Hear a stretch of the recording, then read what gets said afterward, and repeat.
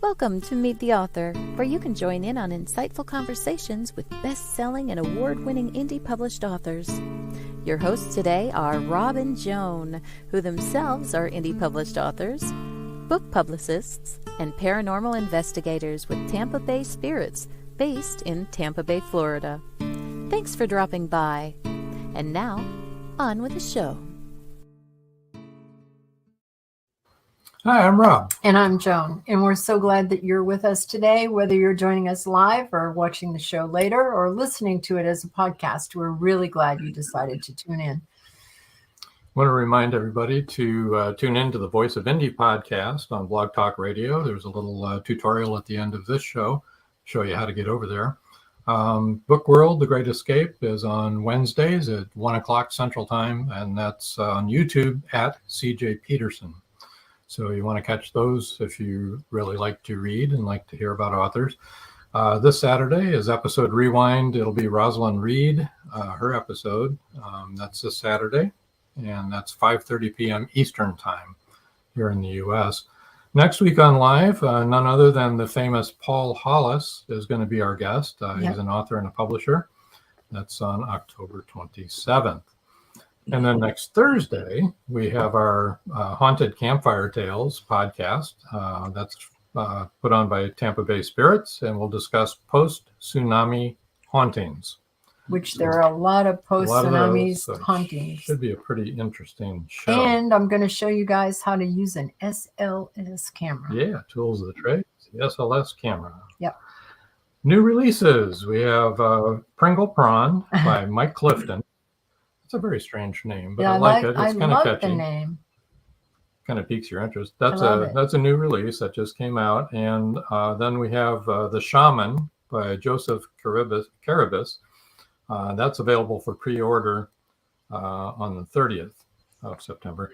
Claire's Island by Becca L. Jones. That's a new release. That's book 2 in the series. And that released back on September 6th.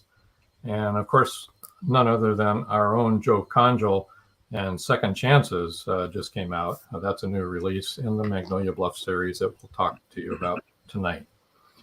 So let's see ahead what the comments are. See what kind of comments we got here. Chris Chrisman says, "Good evening, Rob and Joan." Hi, Chris. Good evening, Chris. We're so glad to see you here. Chris also says, "Hi, Joe, CW, and Breakfield and Burkey." And Martin Deering says, "Happy Wednesday, everybody." Same to you. Joy Martin. Shelton York says, "Hi, Rob and Joan." And Paul Hollis says, "Hi, Rob, Joan, and Magnolia BLUFF's team." Hello, everybody. So glad you're here. The famous Paul Hollis. The famous Paul Hollis says that. That's how he wants to be known as. He does not. No? Oh, okay. I was mistaken. Okay. Well, why don't we introduce our guest tonight in part 3 on the Magnolia BLUFF Crime Chronicles 2023 release, reveal, I should say. And let's bring everybody up here. And I want to introduce Breakfield and Burkey down in the left corner down there. It's not Charles necessarily Breakfield. on that corner with everybody, just so you know. It doesn't always show up. Okay, they're in the corner. Well, okay. They may not. Charles, everyone's in the corner. Charles and Roxanne, in the corner. Welcome this evening. And Joe Congel is in another corner. And then the opposite corner is CW HAWES. Hey, I want to welcome all of you guys, and thank you so much for spending the evening with us. Thank you. All right. Now, you have an order here. I do? Okay. Yeah, so like an order of... no. Shepherd's pie. Okay, we're going to talk to BREAKFIELD and BURKEY first. Charles and Christmas Roxanne. Says you need another few corners, LOL. Oh, we do. Yeah. Good thing it's not a round screen. We would really have trouble. Okay, Dave Murray has a question for you, Joe, before we talk to BREAKFIELD and BURKEY. Joe, was it difficult starting out with all new locations and characters and second chances? Yes and no. It was difficult for me to get used to a brand new character for me because Brandon Turner is new for me as well as Magnolia Bluff. But I had read all the Magnolia Bluffs up to that point, all the books. So the background and Magnolia Bluff as a town and all the people in it were not difficult for me to understand. So it was really just me assimilating my character into that world. So okay, cool. All right, now let's go back to Charles and Rox, and we're going to talk to you for a minute. Can you tell us a little bit about your book, The Killer Enigma, that just came out in August? Yep, exactly right. Yeah, it's a fun book. We decided to bring JJ and Joe back to Magnolia Bluff because they just cannot stay away from the paparazzi and all the fame and horrible hauntings that they get when they're out in public, and so they decide they can go hide in Magnolia Bluff. And the reasoning is when Joe says, "Hon, I want to go back." They're friends there. Those are people that they don't know our other designation. Please, and he goes, "Okay, lightning probably won't strike twice on us on that. So we'll do this." They don't know Magnolia Bluff very well, do they? Not yet, but they will learn. Yeah, they will learn. Oh dear. So we have another comment. It's from George Dismukes. He says, "Okay, I'm here and fresh in from I'm so sorry. It's my thing is acting all crazy. It's in the corner. I know it is. I know where it is. Which corner? The other corner. The other corner. Okay. No, I just kept getting notices, and it was going over what he had said, the comment. Okay, I'm here, fresh in from the front, battle with Amazon, aka battle of the pendejos. As long as you don't speak Spanish, I can say pendejos all day long, but if you do, so sorry.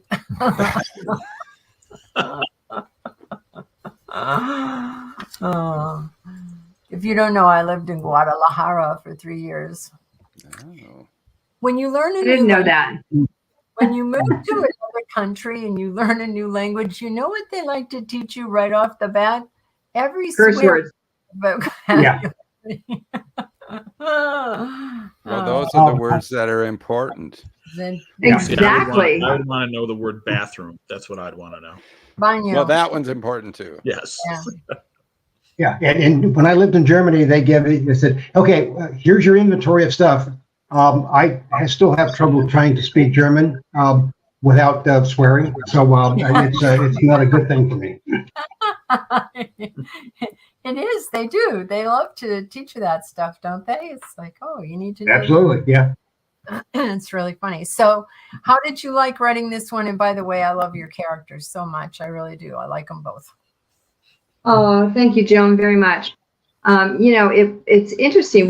We felt we were very fortunate to even be invited to do season 2 because, the rest of the authors here are really cozy mystery and mystery first, and that's not our first genre. So this has been a real honor to be part of this. And so we thought about this probably 2 days after we launched the first book, trying to figure out what we could come up with in the second book, just to try and get it ahead of the game. Yeah, well, we've already mapped out book number 3 for next year, so full disclosure here, I'd like we're hoping that they'll let us stay.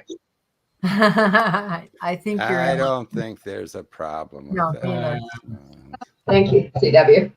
That's great coming from you. But no, it was really fun to write this particular one because in this book, JJ and Joe decide that, Magnolia Bluff could be a second home for them, or at least that's their intention at one point in the story. And it's like, wow, this could be a nice getaway. No one will know us. We'll be safe. We'll be hidden. Paparazzi won't find us. And, death just doesn't always strike every day there. Yeah. And 1 out of 3 isn't bad, okay? So, I'll leave that comment as oblique as it's supposed to be. Okay. They really ran into some bad characters in the first book. I mean, the lowest of the low of the earth, and dreadful characters, and one of them got away. So it's not a good thing. But that's not the bad character in this book is actually, it's so phenomenal how people think they can hide a secret. And in small town Texas, hiding a secret is almost impossible. I'd say practically impossible, but not completely impossible, because that's what makes the thriller series mystery the way it is. So if you've never been to a small town, and especially in Texas, the top running things that we do in Texas is we gossip like crazy. We argue about religion and politics to ad nauseam. And if we decide to kill somebody, we bury that body as deep as possible. Sometimes it's not deep enough. True that. Okay. Yeah. That's why the Killer Enigma is all about you didn't bury secret. Yeah, you didn't bury deep enough. We have a few comments here, like this one especially. I know how to say how much for the both of you in 16 languages. Wow. To which Chris... Nice, Paul. Really nice. Yeah. Well, to which Chris Crispin responded, important for single traveling guys. LOL. We're going to have to change the rating on the show. Yes. I get the sense we're kind of going on a detour for a cozy mystery. I don't know why. Yeah, we have a good friend in Argentina that says he helped us while we were down there, and he goes, I said, we only speak English. He goes, it's okay, Charles. I speak Spanglish. We take care of you, okay? Got it. Spanglish will get you. Spanglish will. The only way to keep a secret, Chris Crispin says, tell no one. That's true. Yeah. But you have to tell someone. Most people do. And Connie Clary says, hello, everyone. I'm sorry I'm late. That's okay. You are forgiven. Thank you for joining us. So you guys, Rox and Charles, you had something you would like to read? Would you like to read about it? Rox loves being able to do this because she gives a high squeaky voice for the mouses, and this is the wrong book, right? She likes reading. Okay. Before you read, Robin Madrich just came in and she said, "Oh my, sounds intriguing." Yes, I'm sorry you missed the beginning of this whole conversation. This is Robin. In case my name doesn't come up, LOL. Yeah, your name is there, Robin. Yes, sir. We see you. Okay, we're gonna have a reading now from The Killer Enigma. Yeah, and so to set this up, in the initial chapter, again, JJ and Joe, since the last book, The Flower Enigma, they've actually gotten married, and they decided that they want to kind of honeymoon somewhere, and a situation kind of presents itself to them to help make their decision on their anniversary plans come to fruition. And so they've arrived at this restaurant where JJ set up a very nice reservation for a romantic Italian restaurant, and things just don't go as planned. So, he comes in and goes, "Evening, Cecilia, you look lovely," JJ commented. "I know your grandma is delighted you're working here. We have reservations, and I hope Mama reserved the back table I requested." Of course she did. Do you need menus tonight? Swaying beside JJ to the music, Jo licked her lips. I always like to look and see if something piques my taste buds, so yes. Cecilia picked up a couple. Right this way, please. Cecilia, did you ever speak to your grandma about your desire to try modeling? Jo asked while they walked toward their table. I'm still waiting to make the introductions to Laura if you get her approval. Setting the menus on the table, the girl looked up, a twinkle in her eyes. Not yet. I still want to work with you at Destiny Fashions, though I doubt I'll get as popular and well-known as you. My 16th birthday is a little over a month away, and I plan to ask her that morning. JJ pushed in Jo's chair as she sat. Jo patted the girl's arm and smiled at her. Let me know when you plan to speak to Laura. If it works out, I'll watch over you too. You must keep up with your studies no matter what. Cecilia's face burst into a grin. Yes, ma'am, I will. Enjoy your dinner. Oh, and we have your Italian-style escargot in wine sauce this evening. Jo opened the menu and peered at JJ over the top. At least we know my appetizer order. I'm so glad we made time to enjoy a dinner out. I do love this place, honey. I agree. The atmosphere is perfect, the food's delicious, and service impeccable. Maybe you'll join me in a dance later before dessert. The waiter appeared, took their orders. He replaced the menus with a warm basket of soft breadsticks and butter. They each broke off a small sample, enjoying the melt-in-your-mouth texture.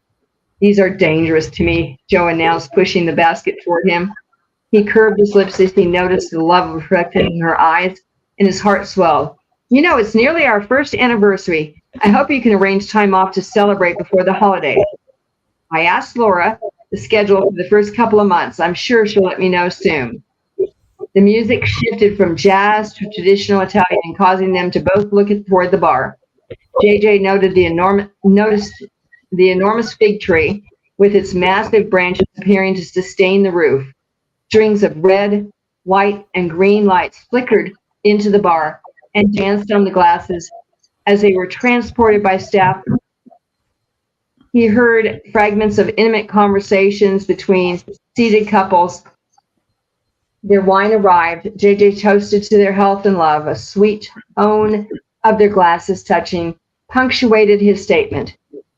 Jo sipped the wine and expelled a groan of appreciation that put a smile on her well-known face. Honey, I received another letter from Lily. And what did our favorite Texas proprietress have to say? Is she well? Any news of the girls? Of course, she misses us and has a room available whenever we want to return. Renata is learning additional recipes and planning the breakfast menus. Lily says she's excelling at math and art. Jo chuckled. Apparently, Renata still flips between English and Spanish when excited. And Lily says her Spanish is improving, but she still helps Renata with English per Anne's request. She sent along thanks for language software application that you provided. Excellent. What else? A few more incidents happened in town, keeping the gossipers happy and the sheriff busy. Kamala is in some of Renata's classes in high school. Hank and Anne finally finished their formal adoption.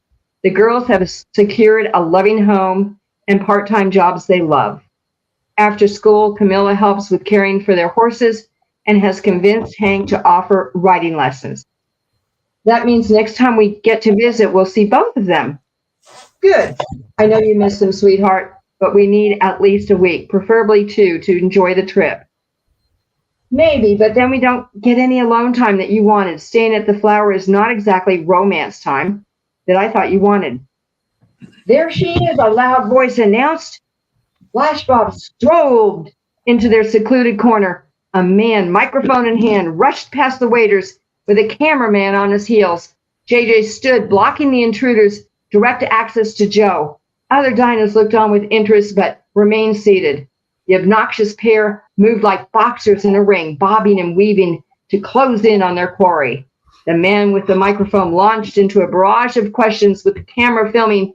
Jo W. of Destiny Fashions, how does it feel to be adored by millions? Who's with you?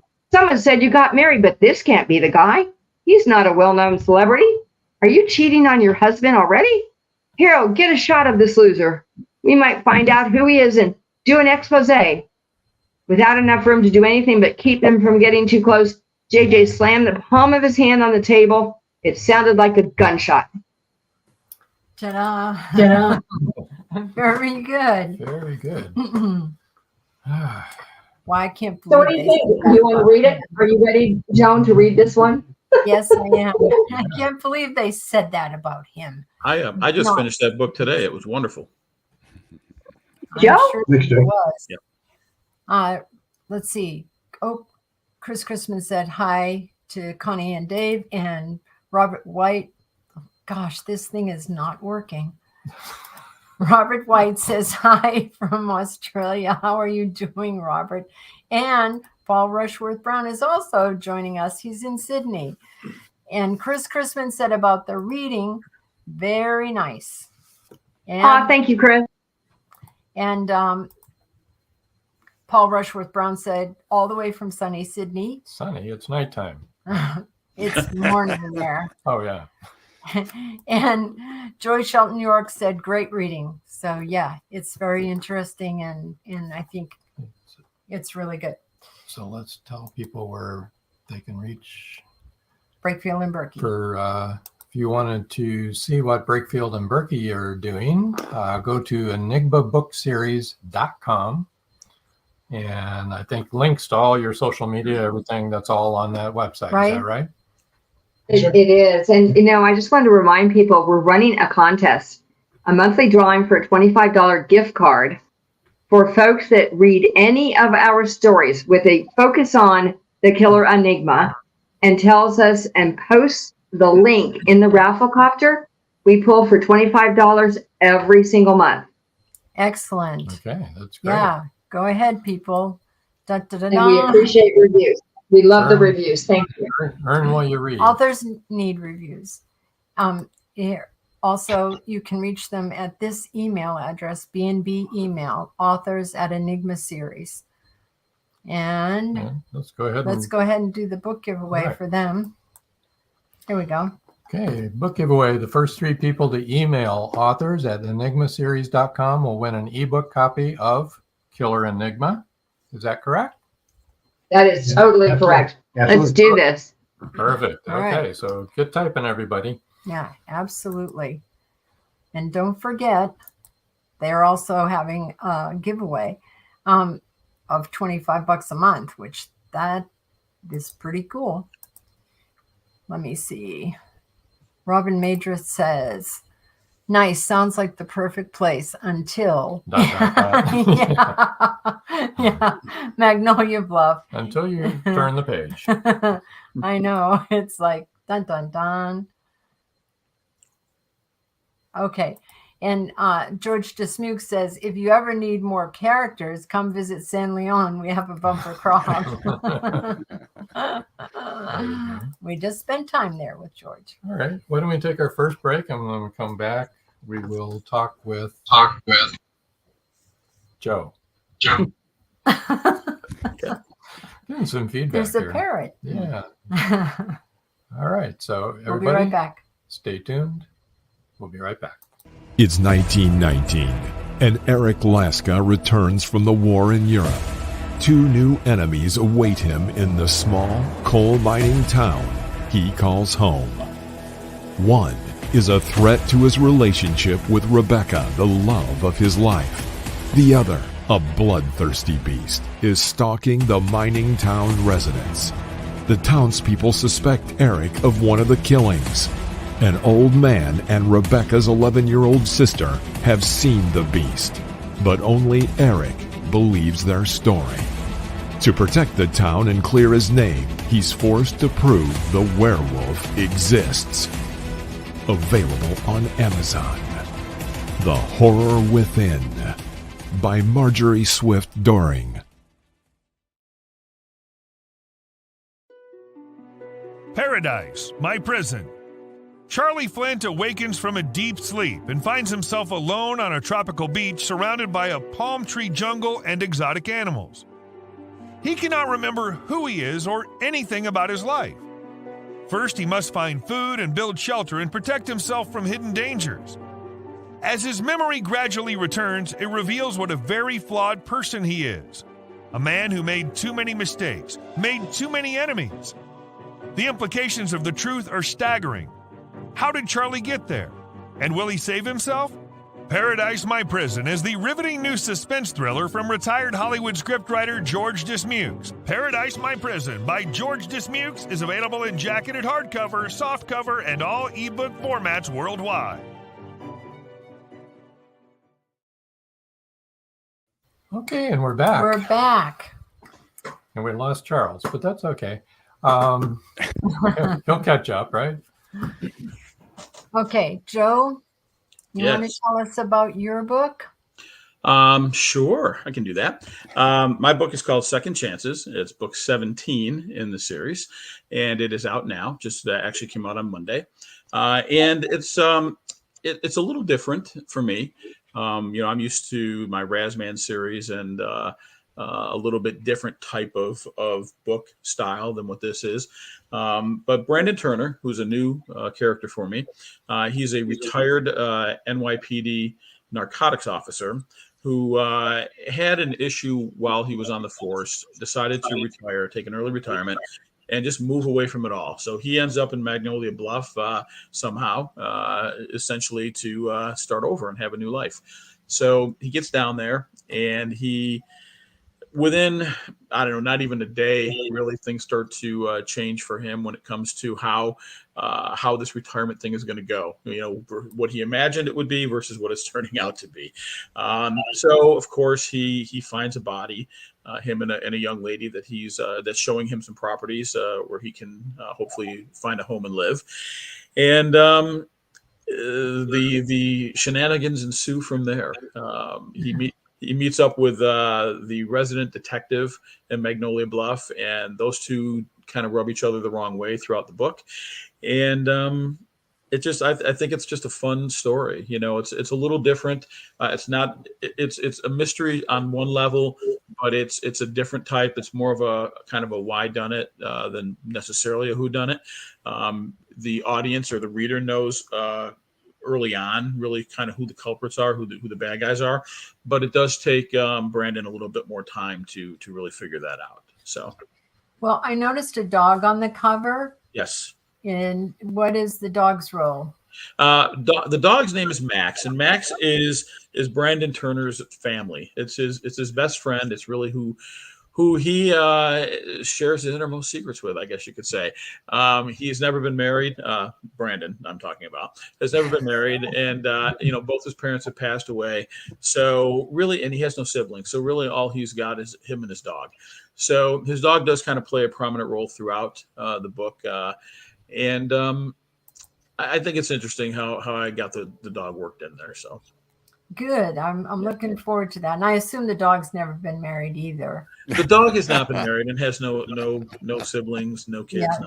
So they were really exactly good buddies. Yeah. The dog's only 2 years old. Give him some time, Yeah.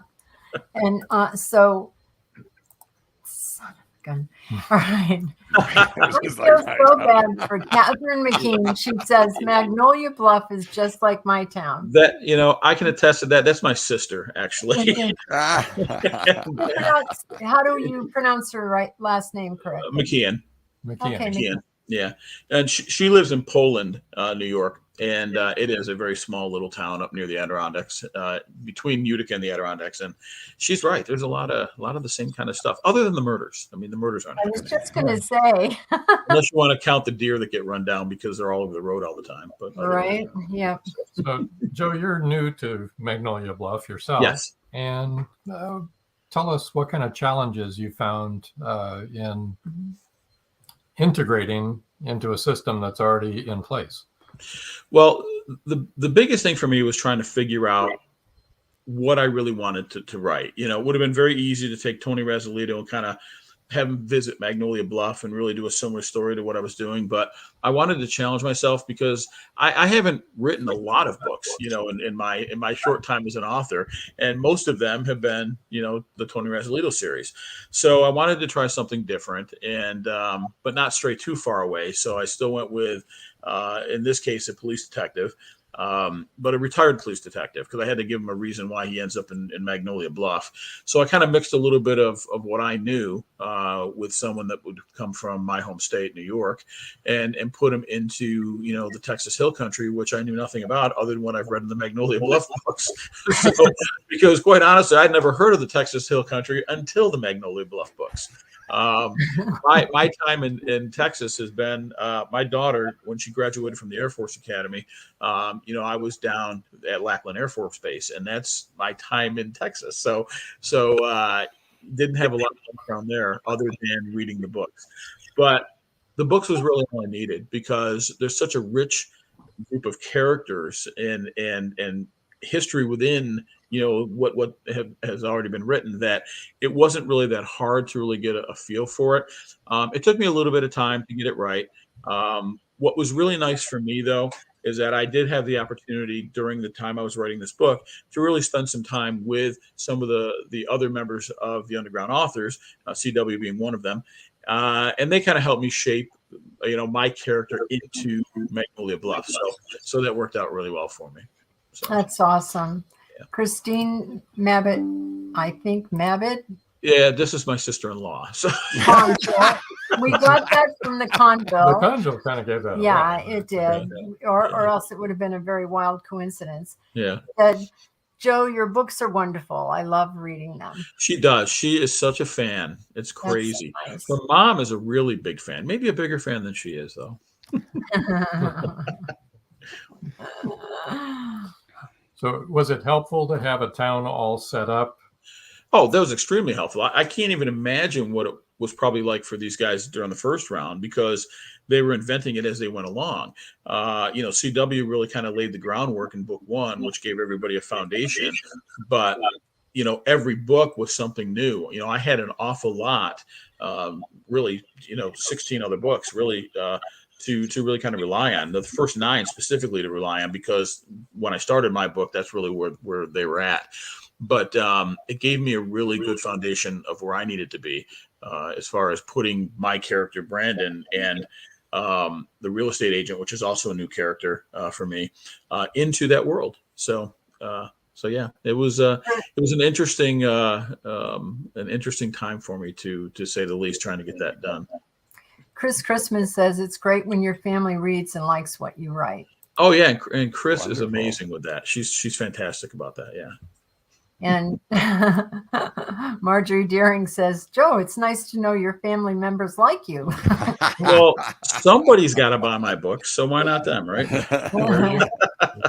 Oh, and now CW, your sister-in-law, is saying hello. CW, you will, your sister-in-law from Toronto, Canada. This is truly an international show to me. It is. Australia, Canada, Texas. Yeah, that's a country by itself. Yeah. Sorry, guys. Well, half the people on this panel are from Texas. Those of you who don't know. Joe. Yes. Are you ready to read? I understand little birdie told me you would like to read a passage. Yeah, I can read a passage here. Just to kind of set this up a little bit. I'm gonna put my little reading glasses on, or this isn't gonna go well. To just set this up, this is a passage after the body is found by Brandon Turner, and the real estate agent Joyce Blackstone discover the body, and you need to read the book to find out how that happens. But Turner went back to the scene of the crime after the fact, and that's where this kind of picks up. His interaction is really with Detective Sovereign throughout this one. So Turner was walking along the side of the road, trying to find a fresh footprint in the dirt or any other trace of someone recently being on the road. What are you doing back here? Turner whirled around and stood face to face with Detective Sovereign. Damn, he thought, this could get a little sticky. When we were leaving earlier, I thought I saw something on the road that looked suspicious. Thought I'd check it out. Sovereign tilted his head and squinted at him. Now, why would you do that, Mr. Turner? I'm a concerned citizen. Mumbled Sovereign. He was eyeing Turner while working that same cigar back and forth in his mouth. Well, Mr. Concerned Citizen, what do you think you saw? A man. I thought I saw a man crossing the road right about here, he said, waving his hand along the side of the road where they were standing. I happened to glance in my rearview mirror and caught a glimpse of someone, but when I looked again, he was gone. Well, I don't know how things are where you come from, but round here, there's no law says a man can't cross the road. Ever hear a jaywalking, Detective? Turner said in a sarcastic tone. Ever hear a 3 hots and a cop, Turner? Sovereign shot back. Because that's where you're headed if you don't start being straight with me. Turner blew out of breath. He probably shouldn't have come back to the scene. He knew there was a chance that the investigation would still be going on at the dock, yet something inside of him pushed him to return and look around. Now he'd put himself in a position that forced him to tell Silverman the truth or face an obstruction charge. Let's just say I dabbled in law enforcement in my past life. Silverman squinted at him again. You a cop? Retired, he said. Detective. 23 years with the New York City Police Department, Narcotics Division, Lower East Side. Silverman stared at Turner. That explains your attention to detail when we spoke earlier, he said. I guess you can take the man out of the job, but you can't take the job out of the man. He nodded. This changes things, Turner. Changes things how, he said, furrowing his brow. I can already see you have good instincts, replied Silverman. You found the body and you're a cop. Your perspective could be helpful. Former cop, he said sternly while folding his arms across his chest. And I already told you everything I know about the body. He paused, then added, well, except this. I think the victim is Jeff Peterson, a road construction worker. I saw him at the bed and breakfast I'm staying at. That's right, confirmed the detective. The dead guy is Jeff Peterson, and I'm assuming that since you referred to him as the victim, you also think he was murdered. Look, Silverman, I don't know if he was murdered or took his own life. What I do know is that it's your job to figure that out, not mine. Yet here you are, following up on a lead. Turner glared at Silverman. Like you said, detective, you can't take the job out of the man. And I was on that job for 23 years. The first 15 as a homicide detective, and then 8 years busting crackheads and dealers in one of the rougher areas in the city. He shook his head. That's enough for me. Yet here you are, repeated Sovereign. I wasn't following up on a lead, Turner said, his voice stern. The man looked out of place. He was hunkered down in a squatting position as he made his way across the road. It didn't smell right.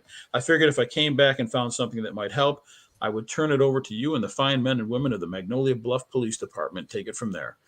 He stared at Sovereign. That's all. I'm retired and I plan on staying that way. Sovereign chomped on his cigar and appeared to be pondering what he'd just heard. Turner hoped the detective would take him at his word and leave him alone. He didn't want to get mixed up in a murder case 2 days after arriving in town, or ever. He turned away from Sovereign, who still had his thinking cap on, and noticed that the road where they were standing was high enough that he could look over and see part of the lake. He wondered when he'd get the chance to pull a bass or a nice catfish out of that lake. Sovereign interrupted his thoughts. Okay, have it your way, Turner, he said. But since you're here, tell me again what you saw. Turner blew out an audible breath. I'll tell you what I don't see, he said. Orange pylons. I don't see any orange pylons lining the road, any men at work signs, and I don't see any trucks. When I was at the B&B this morning, Lily told me that Peterson and his crew only ate breakfast there when they were working a job. She said they were repairing a stretch of road out near the reservoir. So where is all the stuff that would normally slow you down when driving by the roadwork? It didn't occur to me when Joyce and I drove out earlier and that there was no road work happening. But now that I know the body belongs to Peterson, it makes me think that he and whoever he was with at the B&B this morning were out this way for something other than repairing the road. Sovereign slowly nodded his head. Good information, Turner, he said. I'd like you and Ms. Blackstone to come by the station tomorrow and give me an official statement about everything. Can you come out of retirement long enough to do that? Turner didn't like Sovereign. He understood him, but he didn't like him. He reminded him too much of some of the guys he'd worked with in New York, trying to be the hard-ass cop who isn't as smart as he thinks he is. What time, detective? Any time after 11, he said. By the time I leave here tonight, I'm going to need my beauty sleep in the morning.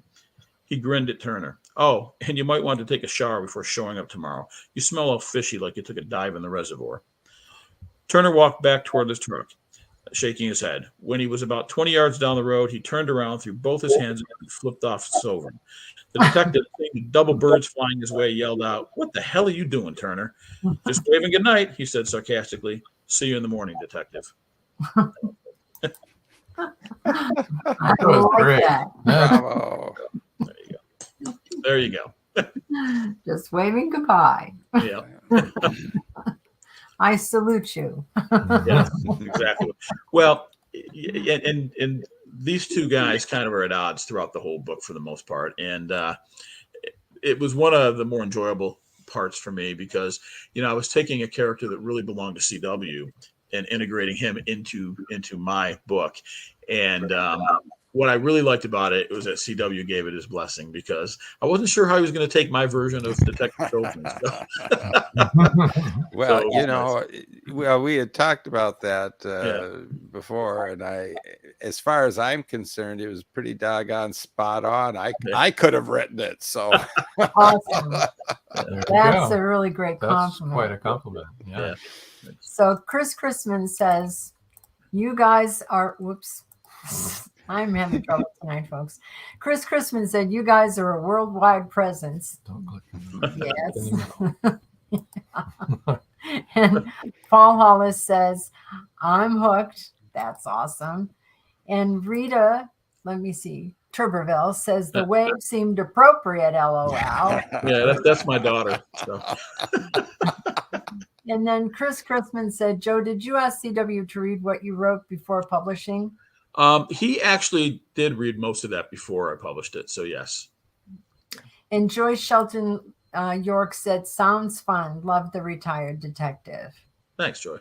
Yeah, it sounds authentic. Yeah. They both sound authentic. So let's... and I know, because my brother's a retired narc. There we go. Let's tell people how to reach you, Joe, on your website. You can go to joecongelfictionstories.blogspot.com. That's if you can understand what the heck I'm saying. Yep. And it's joecongelfictionstories blogspot.com. Okay. All right, we got that. And we're doing that for the people who are listening to the podcast who can't see the banner, for those of you who don't know. Right. And his email, if you want to write to him, is jc.razzman@gmail.com. And that's RAZZMAN.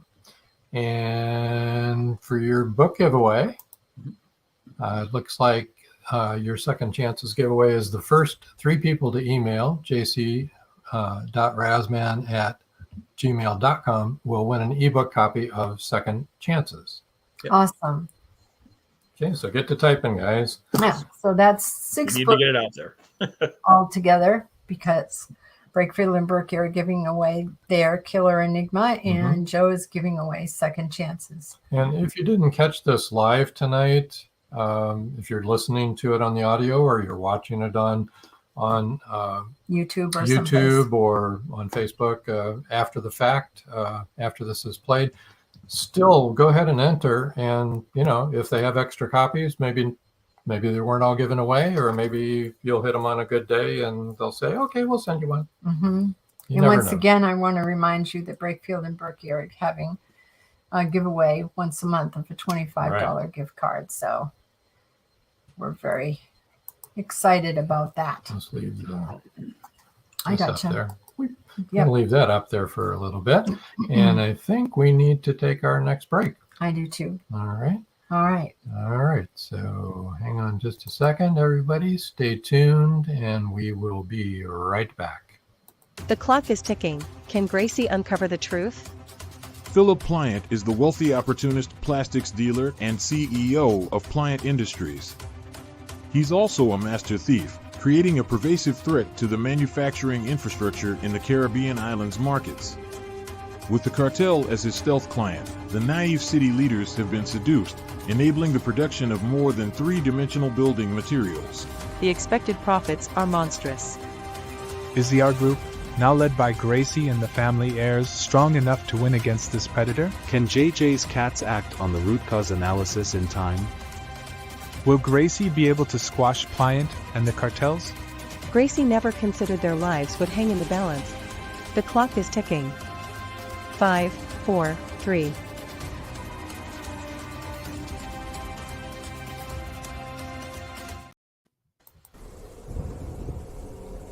Many secrets are hidden within the darkness of the jungle. Behold, this one about a man, a woman, a black jaguar, and an ancient Maya legend. Two Faces of the Jaguar is a novel by George Dismukes that will take you deep into the jungle and capture your imagination until the last word. Two Faces of the Jaguar is book 1 of a trilogy. Two Faces of the Jaguar, where only the adventurous dare to read. Two Faces of the Jaguar, The Lost City, and The Jaguar's Quest are available on Amazon.com, Barnes & Noble, and many other bookseller websites. Two Faces of the Jaguar, the book people are talking about. Get your copy today.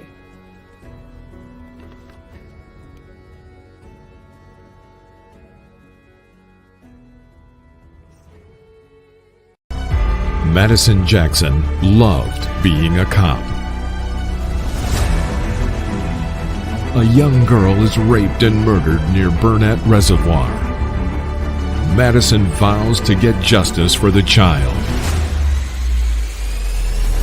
Madison travels to the heart of Mexican cartel country. She is kidnapped, tortured. Will Madison ever make it home?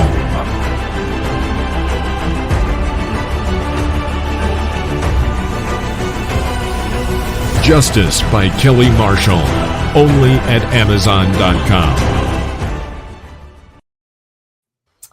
And welcome back to everybody who's joined the show recently. Just want to remind you that we're watching authors from the Magnolia Bluff Crime Chronicles. And we have already talked with Brakefield and Burkey, who wrote Killer Enigma. That came out in August, I think. And we just finished talking with Joe Congel, who wrote Second Chances. Brakefield and Burkey, this is their second book in the series, and Joe's first. And his just came out Monday.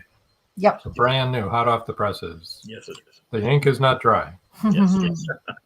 Well, hopefully it is dry. And they're both giving away copies, ebook copies of their books. And so we will run all those addresses again at the end of the show. Right. But now we want to hear from CW. Hi, CW. Hey, greetings. You got one not off the presses yet. Not off the presses yet, no. Tell us a little bit about 10 Million Ways to Die. 10 Million Ways to Die. It comes out next month. And basically it is a brand new murder mystery, but it continues the character arcs of Harry Thurgood and Ember Cole, who's the pastor of the Methodist Church in town. And so we have all kinds of exciting, rollicking, really dastardly fun things happening to Harry and Ember. And our good buddy Reese Sovereign, he just has Harry in his sights for everything bad that happens in Magnolia Bluff. And so there we have it. And I would say that this book is, I think it's about the longest thing I've written. It's over 72,000 words. And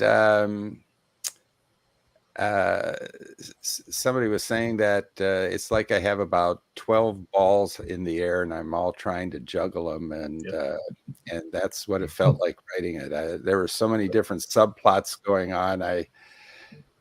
I really had to have all those notepads out there to make sure I didn't miss anything. So that sounds good. For people who don't know, tell them what establishment Harry owns. Harry Thurgood owns the really good wood-fired coffee shop, known by the locals as the Really Good. And so I have lots of fun with puns on that. The Really Good. So, but that's what he owns, and he blows into town. Well, now 4 years ago, and buys up an old building that was abandoned. Blows a whole bunch of cash to get it presentable and to get his coffee shop going, and for 4 years. With very few patrons, that coffee shop is still in business. And the locals want to know why. Because he uses very expensive coffee beans. It too, is. Italia. It is. Yeah. And Harry has very little money over there in Gunter Feit's bank. So and Gunter's wife, Mary Lou, who is one nasty piece of work. Yeah, she's a dumb busybody. Yeah, well, she's more than the busybody. Well, well, a lot of people, I suppose, see her as a busybody, but she's really mean and nasty. So she is. I don't want to say what she is on the air. Yeah, no, you don't want to. So it's in this book, we find out that she literally has hired private detectives to try to find out Harry's backstory. Wow. Well, she's cared about that for. Yeah, she's sort of. She's obsessed there. Yeah. So tell them about the sign we saw. Yeah, we dropped something off at the bank. I think it was for Harry, and we were doing something, and we drove past this. The end of this restaurant, and there was a huge sign, wood fired, and we half expected it to say really good on the other side. It didn't say that. It just said wood fired. Just said wood fired. Oh, yeah. So then it said seafood and steaks. Yeah, seafood and steaks. Well, it's, I don't know. I don't think it's even a mile from the house here. There's a coffee shop, and I drove past it one day, and I was trying to hammer out the first book and what Harry's business would be called. And this is full disclosure here. I hate coffee. Oh my goodness. I do. I can't stand it. You write about it like you really I know. Love it like it's an art form, I know. But I actually hate coffee. Well, I love coffee. Well, I'm glad you do. We may have to edit this part out of the podcast. No. So I'm racking my brain. What can we call this place? Because obviously we don't want to riff off of Starbucks or something like that. No. So I whiz by this place, and it says Summer Moon Wood-Fired Coffee. Really? Yes. And I found out that actually it's a Texas company, and it's a big thing here in Texas. So I said, oh, that is really good. Now, I had no idea what wood-fired coffee was, but I said, who cares? It sounds good. So I decided, well, we'll drop Summer Moon, obviously. And so I took wood-fired coffee. Well, let's see, what can we put with that? Well, obviously, it's really good. Really good. There you go. There you go. That's awesome. What's really funny is that our daughter, Jessie, some of her really good friends that she's known since she was a kid, import beans and roast them and everything, and have quite a huge business here in Tampa of really expensive coffee beans and ground coffee. And it's a very expensive endeavor. It can be. Yeah, it can be. In the reading that I have here, Harry is bemoaning the fact that his wholesaler doesn't have beans from St. Helena. And the coffee beans on St. Helena Island, where Napoleon was exiled. Yep. They're like the rarest in the world. And Harry's saying, who wouldn't have these? So that gives you some idea of where Harry's at, Well, that's kind of like what Jesse's friends are. Like, there you go. See, it's a real life thing. It is a real life thing where coffee is their whole life and they know everything about it. And we're just like, okay. So tell us a little bit about your cover for those that are listening and can't see it. Well, the cover was designed by Crispian Thoroughborn at Wildwood Books, and it has the standard "Welcome to Magnolia Bluff" logo sign at the top, and then it has the Underground Authors Present. And in the background of that, there's a Bible with a cross on it, which gives you a hint as to some of the themes going on in the book. And then we have the title, 10 Million Ways to Die. And instead of an I for die, there's a syringe. And that plays a little part in the nefarious proceedings that take place in the novel. And then we have below that this beautiful, beautiful curled up snake in red. And then and below that my name, in case you want to know that. So what the irony of the whole thing is, I gravitated to that cover out of, well, Crispian sent about like 10 different samples, but I gravitated to that one immediately.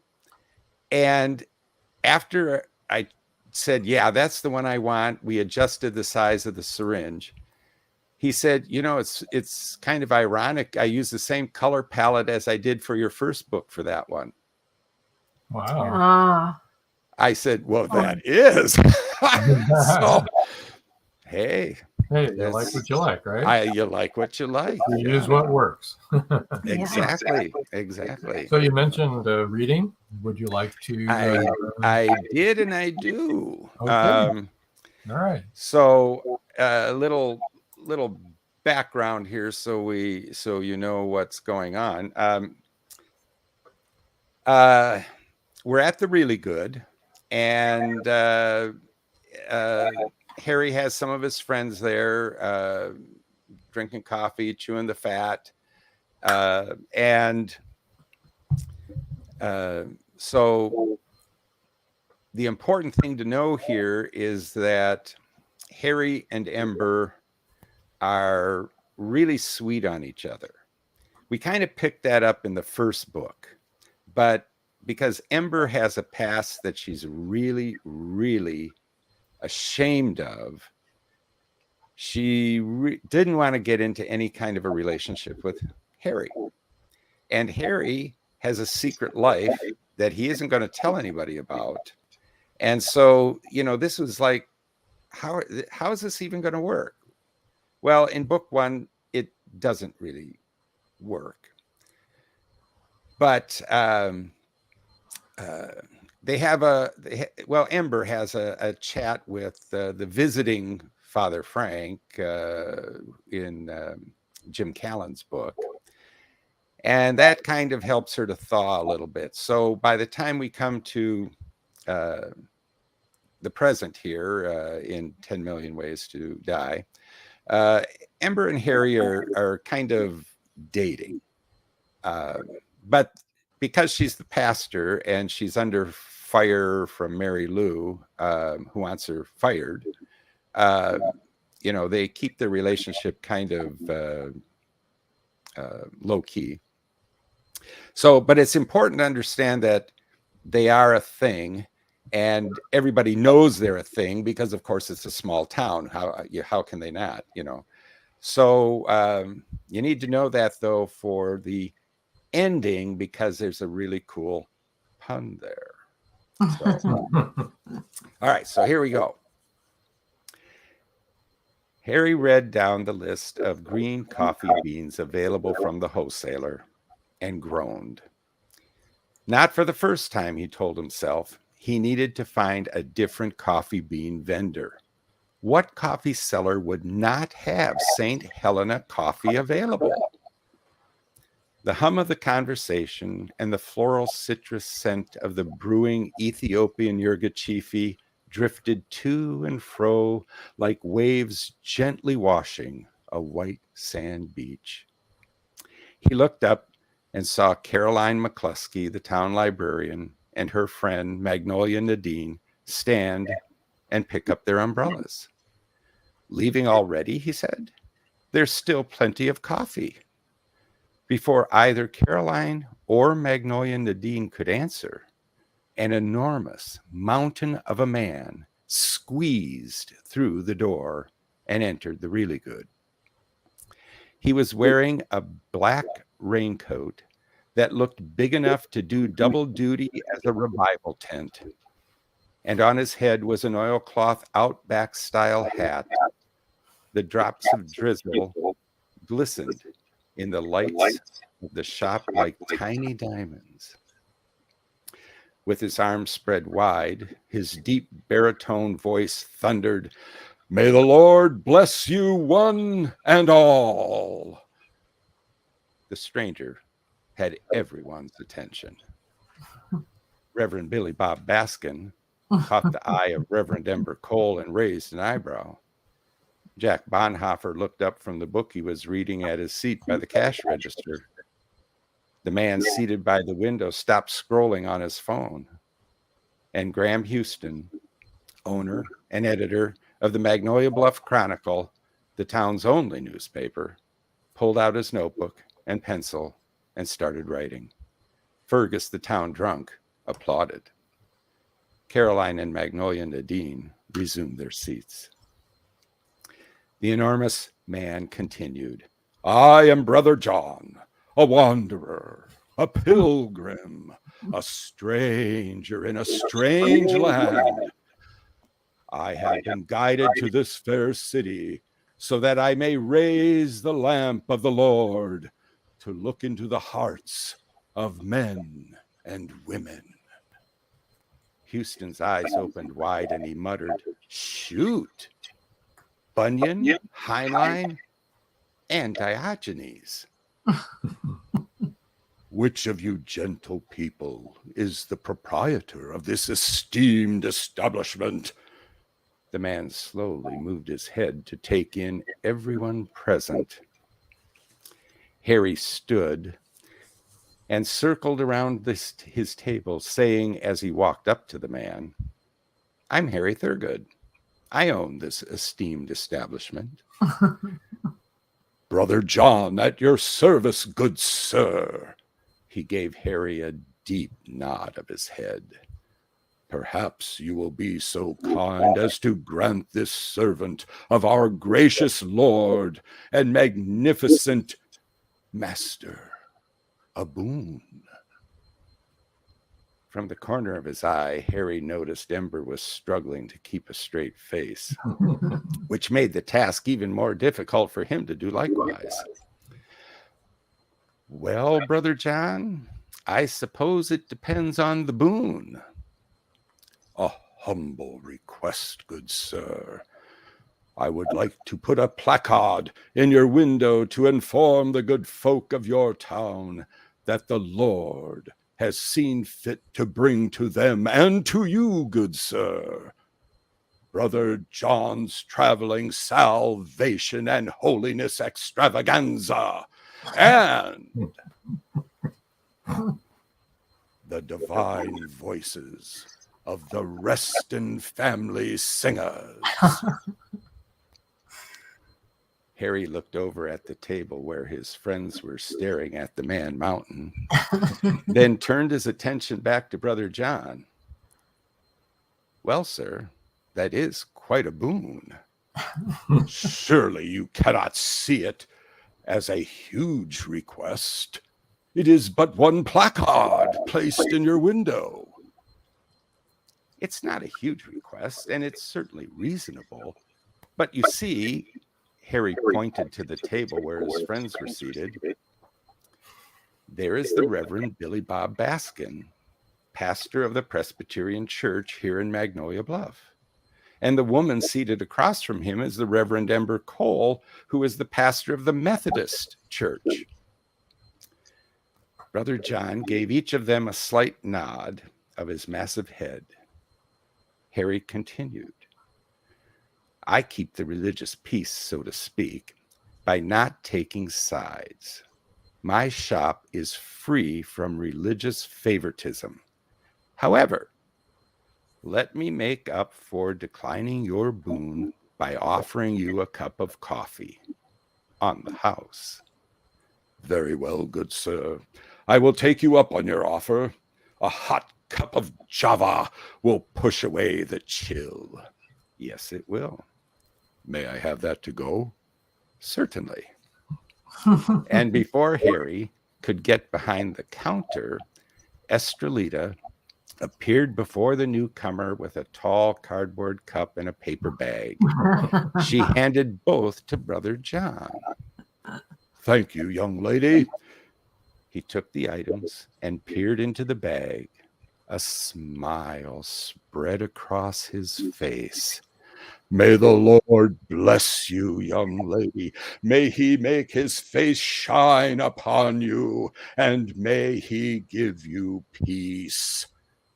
Estrelita blushed, and Brother John, giving everyone a nod, said, May the Lord bless you one and all, and squeezed back through the door into the wind and the drizzle. Harry whispered to Estrelita, What did you put in the bag? A cheese Danish? Well, that sure earned you a few brownie points. She blushed again and walked back behind the counter. Houston turned from watching the Man Mountain leave and said, I like that, Thurgood. Free from religious favoritism. Of course, we all know that there's a little Methodist to your madness. Everyone broke out laughing, and Ember turned 50 shades of crimson. Very good. I like Yay, that. very good. Very good. Very good. Really good. Really good. It's really good. Yes. That was so good. Now, do you do audiobooks and do you read your own? You should. Well, you know, it's one of those things that's on the docket. Thanks, Paul. Read what Paul said. Powerful and fun read. Thanks, CW. Yep. Thanks, Paul. And Marjorie Deering says, wonderfully written, wonderfully performed, CW. Go ahead. Thanks, Marjorie. You were saying? Yes, I actually took a course on DIY audiobooks. Audio. Yep. Mm-hmm. And so I finally got the equipment for that. Well, it's a couple of years ago now. Yeah. Well, but it's, you know, quite honestly, it's trying to find the time to sit down and just do it. Oh, yeah. Because, you know, when you're an indie author, this is the struggle. Number one, you're the author. Yeah. You're the one writing the books. Mm-hmm. All right. Number two, you're the publisher. You're the one publishing the books, marketing the books, you're editing the books, you're formatting the books, you're doing all of that unless you're rich and can have somebody else do it for you. Mm-hmm. I'm so not rich. To say you're busy? Yes. Okay. So it's actually on the docket. It is something I would like to do to get my own books into audiobook. So I'm trying to work on it. Cool. Because you'll do a great job. Thank you. CW HAWES website. All of his social media links and everything are all on there, and you can reach him on there. That's www.cwhawes.com. That's CWHAWES for those that can't see. That didn't come out right, did it? All right. Well, anyway, for those that are just listening on the audio, let me put it that way. All right. And then CW's email is cwhawes@gmail.com. And his book giveaway, get ready to type, everybody. The first 3 people to email cwhawes@gmail.com will win an ebook copy of 10 Million Ways to Die. Yes. Woohoo! And that, of course, will be coming out in October. Yes. Right. So get your name in now, and you'll get the book in a few weeks. Right. So for all of us that are indie publishers, we understand exactly what you're talking about. Mhm. And then I'd like to let you know that the audiobooks, when you try and get them formatted, you're going to find out that it's even more picayune than Yeah. doing the book. Yeah, that's what I understand. And you know, that's why I was looking for a course that was basically audiobooks for dummies. Seriously. Yeah. And I found it offered by Derek Depker. Okay. It's an excellent course. It does cost money, obviously. Yeah. Because Derek likes to eat, and like all of us. And but it's an excellent course, and he literally has. He could call it audiobooks for dummies, but maybe that's taken. But that's exactly what it is. And he gives you everything step by step by step. And he says, do not deviate from this plan, Right. or you will mess it up. And they will send it back to you and say, we will Exactly. not produce it until you then have it's another exactly 3 or correct. 4 months before you'll even get it on. because Yeah. you go back at the beginning of the queue again. Yep, you do. Exactly. Exactly. So is this book 18 in the series? What's yours, Joe? 17? Yeah, then mine's 18. Yeah, Joe 17. Okay, so we have Yep. 16, 17, and 18 tonight. This is great. Chris Chrisman says, churches, our small town of 4,000 has 28 churches. 28 churches. Oh, my. Whoa. Do you live in Yeah. Oklahoma? Missouri. He lives in Missouri. I know he lives in Missouri. Yeah, I don't know that we have that many, but we have a few. Yeah, we had a debate actually about churches and bars. We wanted to make sure that it was like a real small town. Yeah, so that they were at least an even number, or the bars outnumber the churches. Got to be fair, you know. Yes, we had to be fair. Have balance. When Rob went to the academy to become an air traffic controller, we lived in Oklahoma City while he was studying there. Oh. And there were literally churches on every corner. Every corner. Every Mhm. corner in OKC. Yeah. Yep. That's a church capital right there. It is. It is. And they are serious about it. Oh, yeah. Yes. Indeed. Anyway, that was really good. That was really, we appreciated all of the reading. All of you are wonderful. All of the books sound amazing. And even though they're all in the same town and it all involves the same people, many of the same people, you know what I mean? I just love the way everybody comes at it differently, because that's the way real life is. That's the way we all look at things differently, you know? And I love that. It makes a much fuller experience of what you're reading, because you get all these different viewpoints. I love it so much. Well, that's what I've always liked about Magnolia Bluff as a series, because every book is different, like you just said. So there's something for everyone. I mean, it's from cozy to psychological thrillers and everything in between, you know. So there's a lot of stuff to choose from, and they're all standalone. You can read them in a series and have a wonderful understanding of the town and the people in the town, which makes it really enjoyable. But you can just pick and choose the ones that maybe you prefer and read those as well and enjoy them in the same way, because you can get the same type of satisfaction out of reading one book as you can, you know. You don't have to read the series. We want you to read the series, but it's nice because if you pick up on book 16 or 17 or 18, you're still going to get an enjoyable experience. So that's what's nice. Definitely. You might not get all the little innuendos, but right. I think what's really neat is it reflects a small town. Yes. So anybody who interacts with anyone in their town, they have their own perspective. And so every one of our characters reacts to other characters from their point of view, which makes it really, really realistic, I guess would be the right term. You know what's funny about the small town motif is that we live in Dallas, Rox and I do, and there's people who live on the north side of Dallas that never been to the south side. There are people who live on the south side who never go to the east or west or north because it's too far. And so you have this small town motif even in the big towns. And so it's almost universal. It's like Okay, I'm in a small town. I'll admit it. I'm from a small town in South Dallas that nobody goes to. I know everybody's business. I know what cars they drive. I know who drives too fast down the street. That kind of stuff. So it's amazing that small town motif is still so pervasive. Yep. The only difference with Magnolia Bluff, it's a small, deadly town.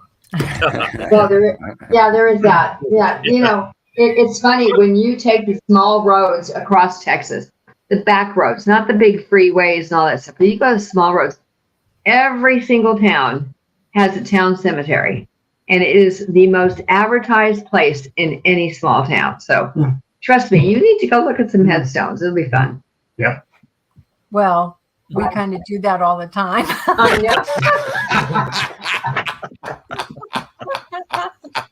As a matter of fact,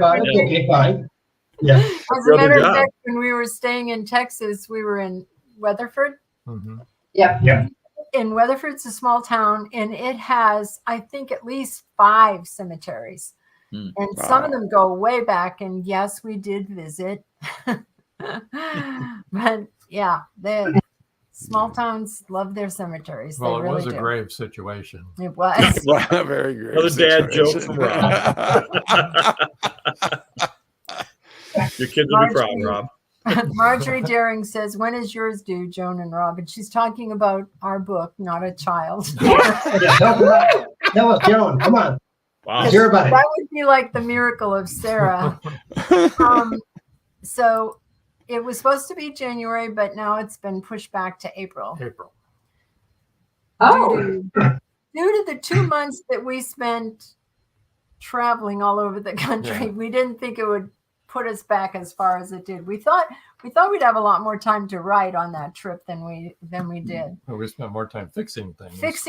Yeah, so. It was a very interesting trip. Everything that could have happened did happen, I think, to the trailer. Including a murder. Yeah. Including a murder. Yeah. Can't wait to hear your book. Yeah, I want to see your book. I want to hear about it too. Yes, absolutely. The murder that we actually saw on our trip, or the book? No, your book. Yeah. Oh, okay. We expect the murder will be in the book, so there it is. I don't think we'll put the murder that we actually had happen near us in the book. But it does sound like that trip could be a book or a short story or something. Yeah. So that trip should have been a book. Yeah, should have been a book. But it wasn't. Unfortunately, it was real. But it was also like every other trip we've ever taken. That's the way all of our trips go. They're always crazy. Crazy things happen. Like I said to my daughter when I was talking to her on the phone, I said, I wish I could say that it's the first time that we've seen a murder on vacation, but I can't. To be clear, we're not the murderers. No. Just want to straighten that out. Yeah. Rob, they all say, okay, got it. And I wish I could say it was the first time that the tire blew out on our trailer, but I can't. I mean, it's just like so many things, bizarre things happen that we have an interesting life, to say the least. Yeah. Well, it's been a great night, you guys. This has been great. Thank you. Once again, Magnolia Bluff does not disappoint. So can we put up again we can do the whatever emails we want to do for each book giveaway to give to tell people. All right. So first is Brakefield and Berkey. First is Brakefield and Berkey. Yep. Okay. There we go. You want to win a free copy of Killer Enigma, go to www.enigmabookseries.com. And the first 3 people to email? And the email authors@enigmaseries.com. And of course, they've got their monthly drawing as well. $25 a month. $25. That's a lot of money. And again, Joe Congel's website is Joe Congel Fiction Stories, blogspot.com. It's .blogspot.com. And his email is jc.razzman@gmail.com. And the name of his book is Second Chances. Second Chances giveaway. The first 3 people to email jc.razzman@gmail.com will win an ebook copy of Second Chances. And last, definitely not least, is C.W. Hawes' website, cwhawes.com. His email is cwhawes@gmail.com. And 10 Million Ways to Die giveaway. The first 3 people to, I'm sorry, that's a funny title. I like it. The first 3 people to email cwhawes@gmail.com will win an ebook copy of 10 Million Ways to Die. And we're all hoping that there are 10 million ways to die in that book. Well, I didn't have space to spell them all out. Oh, wow. 2,000 words. But I gave some key ones. So Good. And I don't know if this was on purpose, whether the young man who did the cover did it on purpose or not. But there was a great counterpoint with the cross on the Bible and then the syringe underneath. I liked the way that was. Yeah. I don't know. I didn't ask for details, but I know that Crispian is pretty much a perfectionist and very thoughtful about how he structures and creates his covers. So I suspect that he was doing that on purpose. I think so too. It was really well done. Really well done. Yeah. So, yeah, he does a great job. Yeah, he's an excellent cover designer. Paul Hollis says, so much fun tonight. Thanks to all. Rob, Joan, Charles, Roxy, Joe, and CW. Yeah, thanks. Thanks, Paul. And we were on a podcast with Paul this afternoon. Yeah. He's the co-host of the Haley show. Yeah. So that was interesting. It was. It was kind of fun to be on the other end. Yeah, it was. Got to talk all about us. Yeah, there you go. So, CW, thank you. Joe, thank you. Thank you. Charles and Roxy, thank you. And Thank you. Going to move you over to the side here. Whoop, there we go. Got you over there. All right.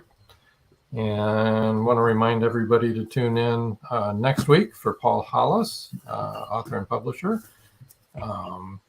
That's October 27th, right here, same time, 7 o'clock Eastern time. Next Thursday is Haunted Campfire Tales podcast, Tampa Bay Spirits, 1.com. And that'll be haunted tsunamis. Post-tsunami hauntings, yes. And let's see, what else we got? Anything else here? I don't think so. That's it. I think we are done. I do too. And thanks, everyone. thanks, everyone. Thank you. Tonight. Thank you. It was a great show. Until next time. Yes, it was. Good night. Good night.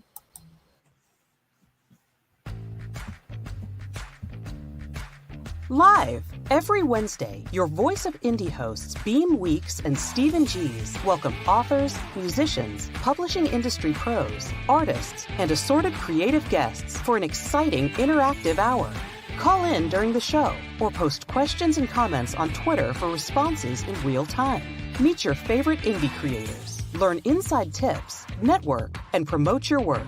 The link for each week's show is pinned on Twitter atop @VoiceOfIndie. And you can receive the link every Wednesday morning in your inbox by subscribing to our newsletter at freshinkgroup.com. Check out Voice of Indie every Wednesday on Blog Talk Radio and catch hundreds of episodes archived everywhere from our websites to our YouTube channel and Spotify. Thank you for joining us here on Meet the Author. Make sure you stay up to date with our show by clicking like, follow, and share. And you can find us on Spotify, iTunes, and more. See you next time on WLFE-DV.com.